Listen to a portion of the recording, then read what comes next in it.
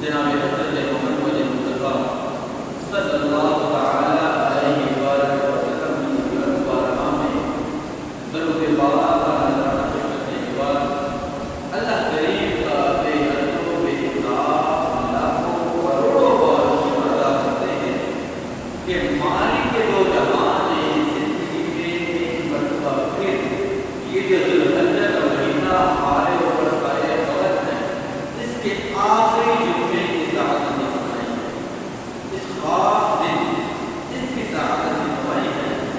دعا ہے ہمارے کے دو جہان سے کہ اللہ کریم اس خاص دن کے صدقے سے تمام امت مسلمہ پر خصوص ہمارے صلاح پر اپنا خاص کرم فرمائے۔ آمین۔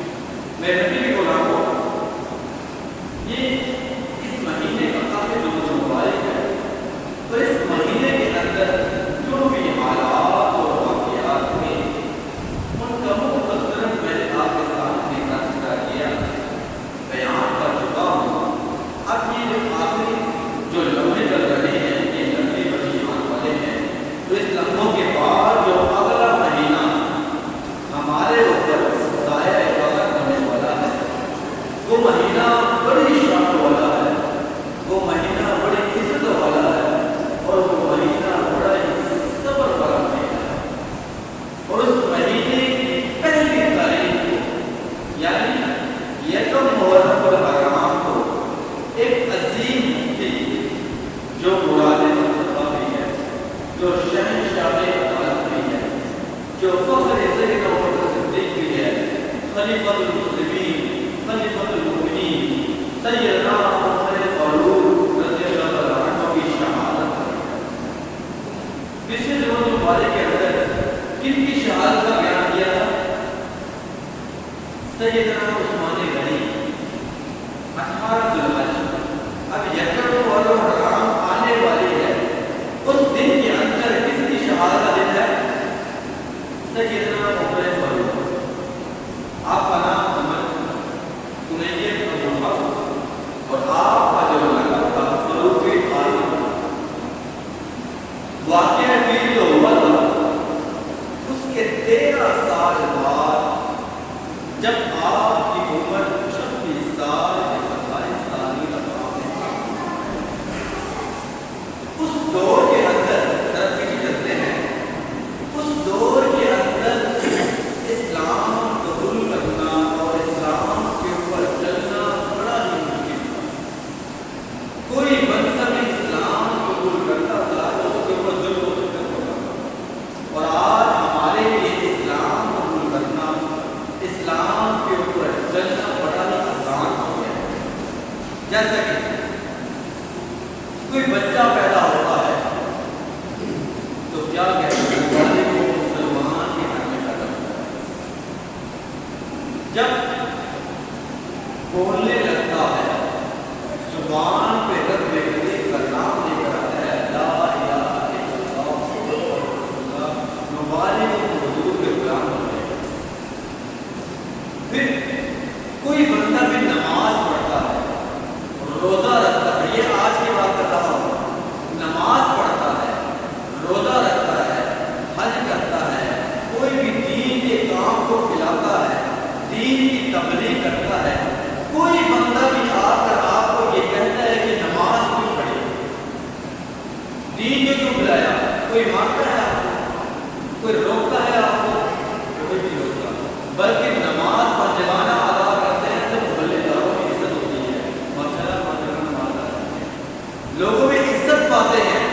حج کے لیے جا رہے ہوتے ہیں، لوگ دعاؤں کا کہتے ہیں، حج کر کے جب واپس آتے ہیں لوگ ان کو ہار پہ لاتے ہیں، عزتوں سے نوازتے ہیں۔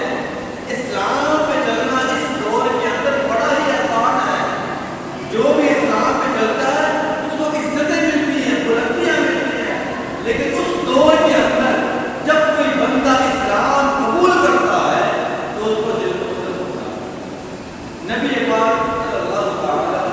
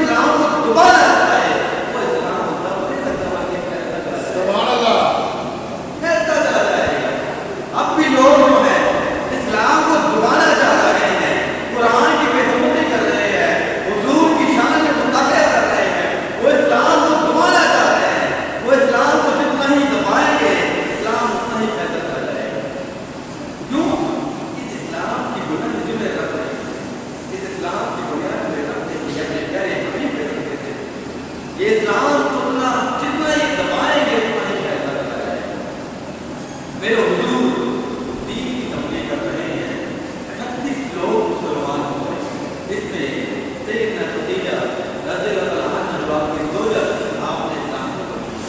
سیدنا ابو بکر صدیق دعا کی یار بار کیتے آپ نے اسلام کو قبول کیا۔ سیدنا ابو طلحہ آپ نے اسلام کو قبول کیا۔ حضرت عمار بن یاسر آپ نے اسلام کو قبول کیا۔ 38 لوگوں نے اسلام کو قبول کر لیا۔ بڑی پیاری بات کا لگا 38 لوگ مسلمان ہو گئے۔ اب کفار مشرکین بڑے حیران ہوئے کہ یار ایک جماعت اس کو تو ہم مٹانا چاہ رہے تھے، یہ تو ایسی چلی آ رہی ہے، جو اس جماعت کے پاس جاتا ہے اسی جماعت کا ہمارا دل لگتا ہے کہ کیا بات ہے، اس جماعت کو ہم نے ختم کرنا ہے۔ میرے حضور ایک دن جو ہے حضرت عبداللہ ابن جدعان کے گھر کے پاس سے گزر رہے تھے، سامنے ابو جہل تھا، اس نے دیکھا حضور آ رہے ہیں، حضور اکیلے آ رہے ہیں۔ ابو جہل نے کیا کیا، ایک نوکیلا پتھر پکڑا اور حضور پہ وار کیا، حضور کو درد مبارک آئے، حضور کے جسم مبارک سے خون نکل رہا ہے۔ یہ اسلام کا پہلا دور ہے جو بتا رہا سننا، یہ اسلام میں چلنا کے اندر شمار تھا، اور آج ہمارے لیے آسان ہے لیکن ہم عمل نہیں کر رہے۔ حضور کو زخمی کر دیا، حضور وہاں سے نکلتے ہیں، سینے حرم میں آتے ہیں، رب کی بارگاہ میں جھک جاتے ہیں، سجدے میں جاتے ہیں اور رب سے دعائیں کر رہے ہوتے ہیں، اور حضور کے چچا حضرت حمزہ بن عبد المطلب ابھی اسلام قبول نہیں کیا تھا۔ آپ کو پتہ لگتا ہے کہ میرا جو بھتیجا ہے، جو میرے بھائی کا بیٹا ہے، اس کو ابو جہل نے بڑا ہی مارا ہے، بڑے زخم آئے ہیں۔ آپ کو غصہ آتا ہے، تیش آتا ہے، ابو جہل کے پاس جاتے ہیں۔ آپ کے پاس کمان تھی، آپ تیر اندازی کرتے تھے، آپ نے اپنی کمان سے ابو جہل کے سر میں مارا، اس کے سر کو کاٹ دیا، کاٹنے کے بعد اور حملہ کیا۔ ابو جہل کہتا ہے مجھ سے غلطی ہوگی، مجھے معاف کر۔ وہ معافی مانگ کے سیڈ ہو گیا۔ اب آپ کے چچا تھے کبھی اسلام قبول نہیں کیا، چچا حضور کی بارگاہ میں آتے ہیں اور حضور کو دیکھتے ہیں، حضور سے حرم میں ہیں، رب کی بارگاہ میں جھکے ہوئے ہیں، اپنے بھتیجے کو آواز مارتے ہیں، یا ابن اخی، اے میرے بھائی کے بیٹے۔ میرے حضور سے سر نہیں اٹھاتے، پھر وہ آواز لگاتے ہیں، یا ابن اخی، اے میرے بھائی کے بیٹے، اے میرے بھتیجے۔ حضور سر اٹھاتے ہیں۔ حمزہ بن عبد المطلب یہ کیا سوچتے ہیں کہ میرے جو بھتیجا ہے اس سر کو اٹھائے گا، میں ان کو بتلاؤں گا کہ میں تیرے زخم کا بدلہ لے کر آ گیا ہوں، میرا بھتیجا بڑا خوش ہوگا۔ پھر آواز لگاتے ہیں، یا ابن اخی۔ میرے حضور پر اتر کرتے ہیں، آنکھوں میں آنسو جاری ہوتے ہیں، جسم میں خون لگا ہوتا ہے۔ جب آپ کے جب یہ معاملہ دیتے ہیں نا تو حضور کو بتلاتے ہیں، اے میرے بھتیجے، میں تیرا بدلہ لے کر آ گیا ہوں، میں ابو جہل کو مار کے آیا ہوں، کیا تو خوش ہوا ہے کہ نہیں؟ حضور فرماتے ہیں، میں اس بات میں خوش نہیں ہوا کہ تو میرا بدلہ لے کر آ گیا ہے۔ وہ بڑے حیران ہوتے ہیں، اے میرے بھتیجے، مکہ کا اتنا بڑا سورما اس کو مار کے آیا ہوں، ان کا سر پاڑ کے آیا ہوں، تو خوشی نہیں ہوا؟ ذرا بتلا تو صحیح، تو کس بات میں خوش ہوگا؟ اب رب کریم نے آپ کو اسلام کے اندر داخل کروانا بنا، اس کے منہ الفاظ نکلے، اے میرے بھتیجے بتا تو صحیح کس بات میں خوش ہوگا؟ میرے حضور فرماتے ہیں، اے میرے چچا جان، جس رب کو میں مانتا ہوں اس رب کو تو بھی مانتا ہوں، تبھی میں خوش ہوگا۔ پھر کیا ہوتا ہے؟ حضرت حمزہ بن عبد المطلب اسلام قبول کر لیتے ہیں، وہ 39 بچے مسلمان ہو گئے۔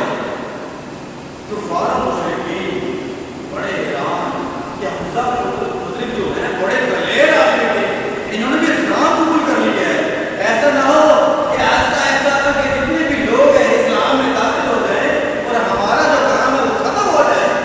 انہوں نے ایک میٹنگ رکھی، اب سیدنا عمر فاروق نے اسلام قبول کرنا تھا۔ اب دیکھیں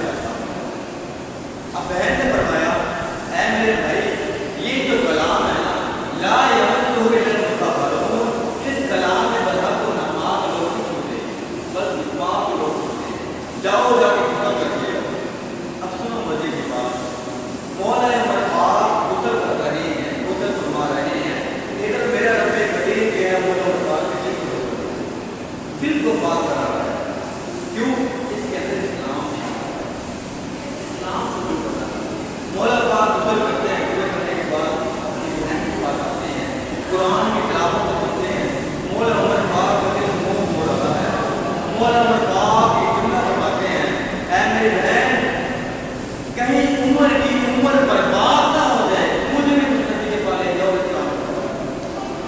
آپ لکھتے ہیں اس وقت ایک دار ارقم تھا جو اسلام کا سب سے پہلا گھر تھا، صحابہ کرام میرے حضور جو ہے وہاں پہ نماز ادا کرتے تھے۔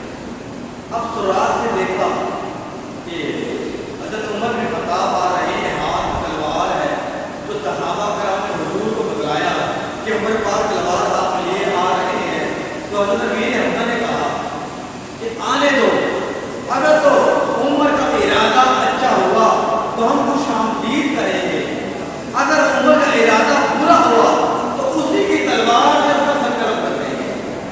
مولا عمر پاک آتے ہیں، دروازہ کھولا جاتا ہے، حضور کی بارگاہ میں آتے ہیں، حضور کے پاس بیٹھتے ہیں، تو میرا حضور اپنے یمینہ والے ہاتھ سے مولا عمر پاک کی چادر پکڑتے ہیں، چادر پکڑنے کے بعد ہلاتے ہیں اور ہلانے کے بعد فرماتے ہیں اسلم یا عمر، اے عمر اسلام میں داخل ہو جاؤ، اسلام لے آؤ۔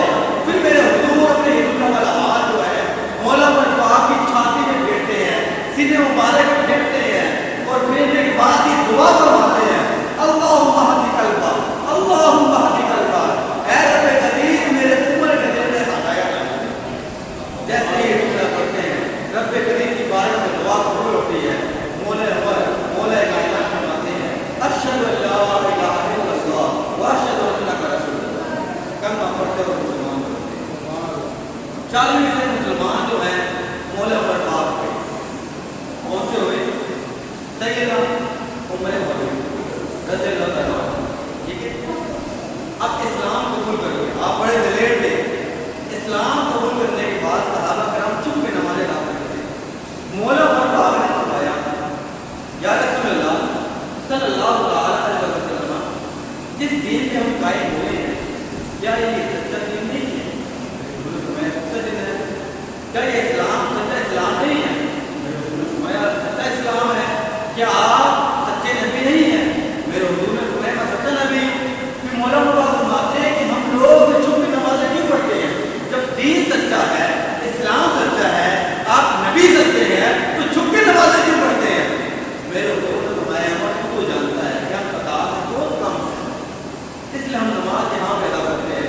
مولا عمر پاک نے ایک جملہ فرمایا آج کے بعد کوئی بندہ بھی چھپ کے نماز نہیں ادا کرے گا، یہاں سے نکلتے ہیں اور مکہ کے جو سہن ہے سہن حرم میں جا کر سب لوگوں کے سامنے جو ہے نماز ادا کریں گے۔ اب دو قافلے بن گئے، ایک کے امیر حضرت امیر حمزہ اور ایک کے امیر جو تھے سیدنا عمر فاروق تھے۔ یہ قافلہ جا رہا ہے، یہ قافلہ نکل رہا ہے۔ سنے مزے کے بعد پہلے جو لوگ اسلام قبول کرتے تھے تو کفار و مشرکین ان کے گھر میں جا کر ان کو ظلم کم کرتے تھے۔ اب جب مولا عمر پاک نے اسلام قبول کر لیا، تلوار ہاتھ میں ہے، تو مولا عمر پاک کفار و مشرکین کے گھر میں جاتے ہیں، ان کے گھروں میں جا کے دستخط دیتے ہیں اور دستخط دینے کے بعد فرماتے ہیں کہ میں محمد عربی کا نوکر بن گیا ہوں، اب اس دین کے اوپر اسلام کے اوپر حملہ نہ کرے، میں محمد عربی کا نوکر بن گیا ہوں۔ بڑے تم لوگوں نے ظلم کر لی ہے اور پہاڑ کی چوٹی میں کھڑے ہو کر مولا عمر پاک اعلان کرتے ہیں جس نے بھی یتیم ہونا ہے، جس نے بھی بیوہ ہونا ہے، جس نے بھی بھائی کو گوانا ہے، ذرا لے آئے میرے سامنے نا، آئے مسلمانوں کا مقابلہ کر لیا، کسی کی ضرورت نہیں، آپ اتنے دلیر تھے، اتنے بہادر تھے، اور آپ کے بارے میں آتا ہے کہ جس راستے سے سیدنا عمر فاروق رضی اللہ تعالیٰ عنہ گزرتے ہیں نا، اس راستے شیطان دور بھاگ جاتا ہے، شیطان علیحدہ ہو جاتا ہے، دور ہو جاتا ہے۔ اور یہاں پر ایک وظیفہ بتاتے ہیں، بڑا پیارا وظیفہ ہے، مجھے بھی کسی نے بتلایا تھا اور یہ آزمودہ وظیفہ ہے، سنو اور اس پر عمل کرو۔ شیطانی وسوسے لوگوں کو آتے ہیں، جس بندے کو شیطانی خیالات آ رہے ہیں، شیطانی وسوسے آتے ہیں، تو سیدنا عمر فاروق کا نام لے تو شیطانی وسوسے، اتنی شان آپ کے نام میں ہے، اتنا روب رتبہ آپ کے نام میں ہے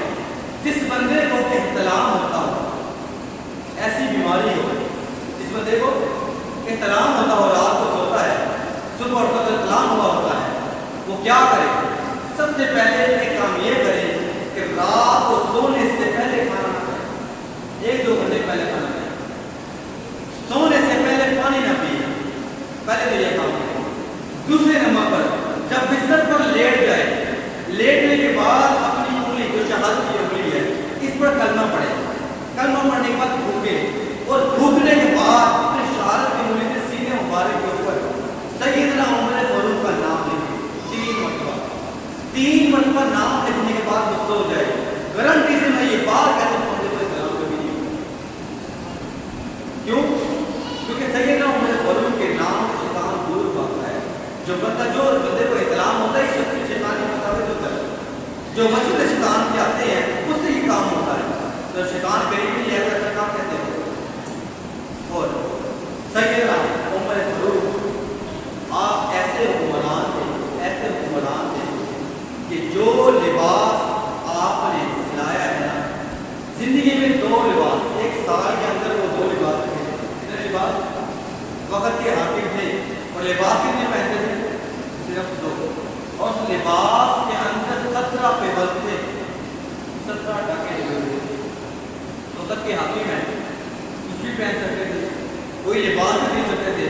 جیسے ہمارے حکمران 1 سوٹ آج پہنا ہے، اسی کو اتار دیں دوبارہ سوٹ پہنیں گے نہیں، کل نیا سوٹ آئے گا، اگلے دن نیا سوٹ آئے گا۔ گھر بار پہ دیکھ لو، جائیداد پہ دیکھ لو، بے شمار ہے۔